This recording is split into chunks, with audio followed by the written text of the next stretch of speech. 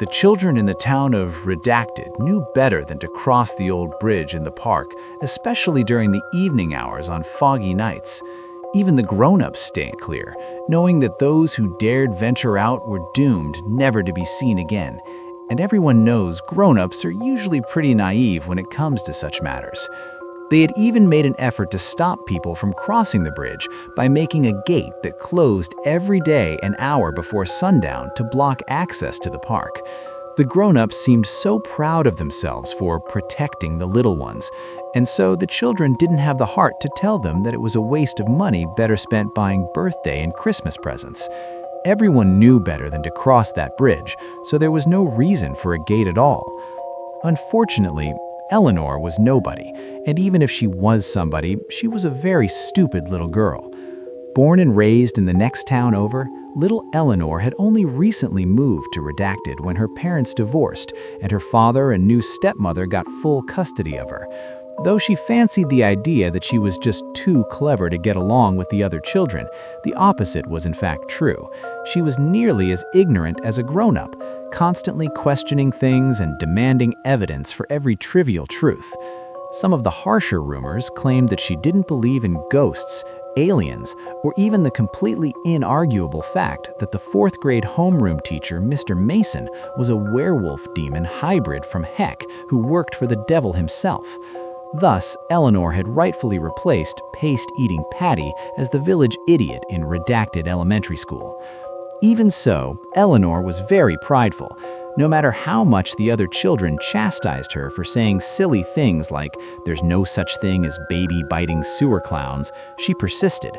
It wasn't long before everyone started avoiding her, fearing that her blatant disrespect of the supernatural made her dangerous and unlucky. At first, Eleanor didn't seem to mind too much, as her vanity deluded her into thinking she was just so much more intelligent than all the other children anyway. Still, even nobodies get lonely, and so when she heard the other children discussing the matter of the old bridge in the park, she couldn't help but to butt in. "Oh, come on. How is a bridge going to eat children? It's just a bunch of stones." The children had heard her say many strange things, but now she had gone too far. Even the grown-ups knew how dangerous the old bridge was. A few of the kinder, more patient ones gave Eleanor a pitiful glance, reminding themselves that she didn't know any better. But while things like Mr. Mason and the sewer clowns were survivable, the old bridge in the park promised at least a bazillion% chance of never being seen again. Sure, the children hated Eleanor, but they wouldn't wish such a fate upon even the worst of little girls. They begged and pleaded with her to drop the subject as she demanded proof and credible sources of information. Some were valiant enough to promise to invite Eleanor to their birthday parties if she'd only promise never to cross the bridge. But stubborn little Eleanor wouldn't listen to reason or bribery. She swore to them that she'd prove that the old bridge was nothing to fear, using a hand-me-down video camera she'd received on her 9th birthday. "Tonight, I'm going to cross the old bridge, and then you'll see how foolish you all are." There was no way to stop her from killing herself without putting some effort into trying. Distraught, the sweet and generous children of Redacted decided to be nice to Eleanor on her last day alive. All except Patty, who wasn't too keen on being the stupidest child in school again, by not stealing the dessert from her lunch and not throwing worms at her during recess. Eleanor didn't appreciate their efforts. That night, Eleanor snuck out of the safety of her home, biked to the park, and struggled over the gate. Tonight was particularly foggy, and it took her longer than expected to get to the bridge. Apparently, the gate wasn't the only precaution the grown-ups took. They had also changed the paths around so that the only way to get to the old bridge was by following the winding deer paths through the marshy woods. It was eerily quiet. No owls hooted and no crickets chirped. Any reasonable person would have recognized this silence as an omen of horrible tragedy to come, but not a girl who denied even the existence of moon vampires. Armed only with her reckless self-confidence and a flashlight, Eleanor walked to her own demise.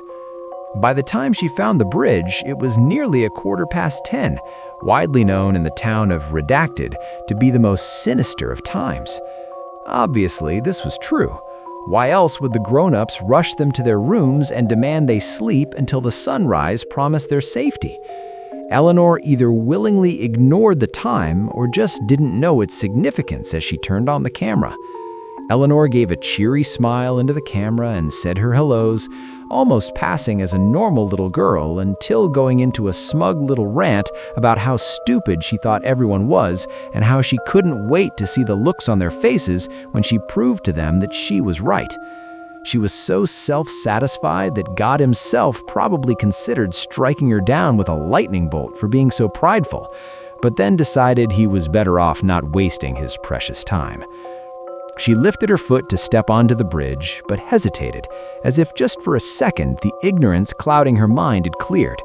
It wasn't too late to turn back. If she chickened out now, the other children would surely only make fun of her cowardice for a few weeks, and as a bonus, she'd not suffer what was most likely a horrible death. After an agonizing 12 seconds of thought, Eleanor put her foot down on the stone of the bridge. When she wasn't immediately exploded into confetti or elsewise injured, she let out a whoop of celebration and started bragging incessantly to her camera. Meanwhile, God was probably reconsidering his leniency. As she walked on, she prattled onto the camera and bragged about how clever she was. All in all, it took nearly 5 minutes of self-righteous babbling before Eleanor realized something was amiss. This is a very long bridge, isn't it? Thinking she had misjudged the width of the river, Eleanor peeked over the railing, only to see there was nothing below her.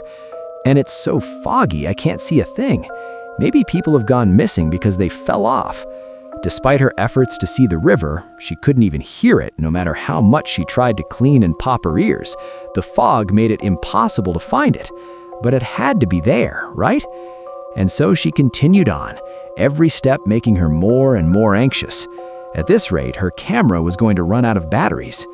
Any rational person would have turned tail and run screaming like a banshee that had stepped on a Lego. But again, Eleanor hesitated. She checked the time on the watch she had borrowed from her stepmother, as if it would tick out, "Nope, everything is perfectly normal, do carry on," in Morse code. This must be broken. Surely I've not been walking for a whole 30 minutes. Her panic only rose when she checked to see how long the camera had been recording. Eleanor hadn't pressed the button, and all this time she'd been talking to no one like a complete maniac. Before she had time to swear aloud, her flashlight had the nerve to flicker. Not only had she forgot to record this experience, she'd left her spare batteries at home. Eleanor was in trouble, though she didn't yet realize how much trouble she was in.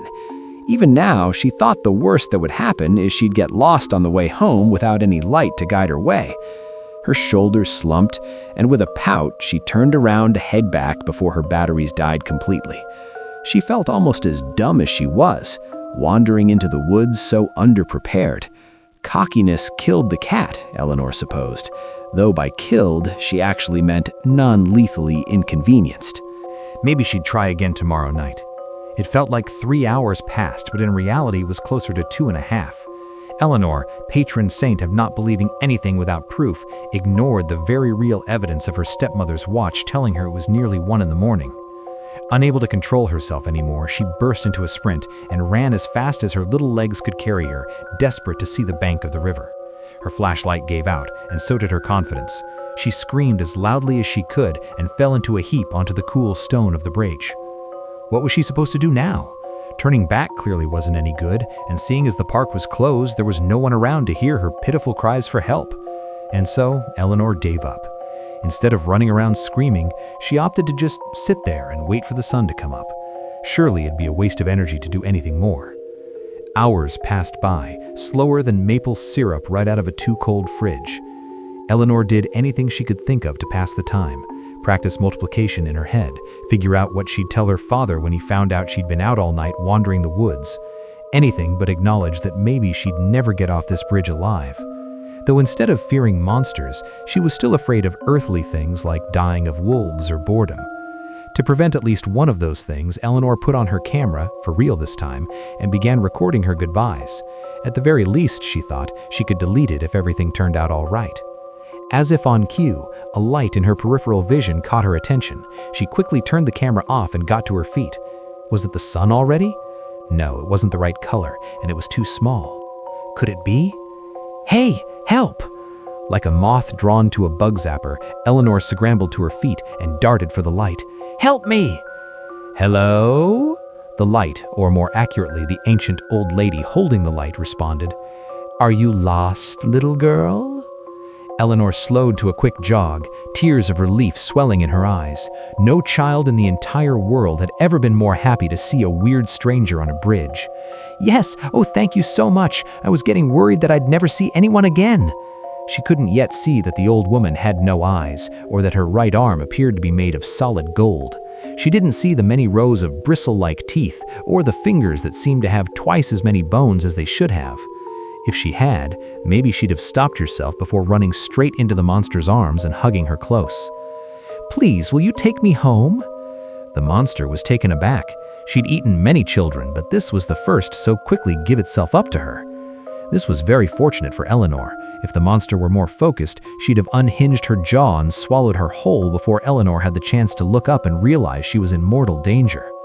With a scream, she threw herself off the monster and back the way she came, without even looking back to confirm what she saw was real. Skeptic or not, she was more prepared to face the lonely bridge before facing what seemed to be an actual monster. The old woman regained her wits and let out a cackle before chasing after Eleanor. Don't you want my help anymore? Her feet pitter-pattered in such a way that it sounded like she had 3 sets of feet. Eleanor had never been an athletic child and was still plump with baby fat and too many Christmas sweets. But there's something about being terrified half to death that really gets the adrenaline pumping. Slow down, sweetie. It's been too long since I've had a good meal. I can't keep up. Eleanor never listened, but for once it did her some good. Her lungs burned as she gasped in just enough air to propel her into safety.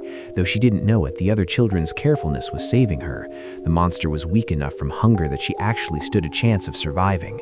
She was panting too hard to hear that the river was babbling below. Her eyes were too clouded with tears for her to see the sun was rising and the fog was fading away. The moment the light of morning reached down to the bridge, the monster let out a horrible screech and quickly scurried down into the river. But Eleanor was still running until she was off the bridge and nearly out of the woods. Finally, she slowed to a walk to let her lungs rest. She'd done it. She survived the old bridge. With a start, Eleanor looked at her camera and nearly sobbed with joy. The whole thing had been recorded. There was concrete proof of the horrible monster and her escaping. Heck, she really only screamed the one time, so she probably looked pretty brave. The other children would be so impressed with her. Her tearful rejoicing settled into a worried frown. If this was true, then what else was? Was Mr. Mason really a demon? Did she really have to worry about sewer clowns and moon vampires and ghosts? Heck, it didn't matter. All that mattered is that she survived, and if she could survive this, she could survive any crazy old thing. Her confidence rose again. No longer was she blind to the world around her. Now she knew better, and she'd use her knowledge for good. Where did that bridge monster come from? Clearly it was weak to sunlight and could only live in the darkness. Maybe she could destroy it. But she would need help. The other children knew things, but they were too afraid to fight them. It was time for that to change. Things in this town were going to be completely different from now on. Together they would rid this town of whatever monsters may plague it. Eleanor sprinted off the bridge and through the woods, breaking out into the road leading back home. The truck had seemingly come out of nowhere, flattening Eleanor before she knew what hit her, literally. And thus the first child ever to survive crossing the old bridge died, not because of the monster that haunted it, but because she was too stupid to look both ways before crossing the street. And that's the thing about believing you've learned the truth. Sometimes the real danger is thinking you're finally safe. If this story made you uneasy, go ahead and like the video, subscribe for more unsettling tales, and comment what you think the real lesson was, if there even is one. Until next time, remember to look both ways.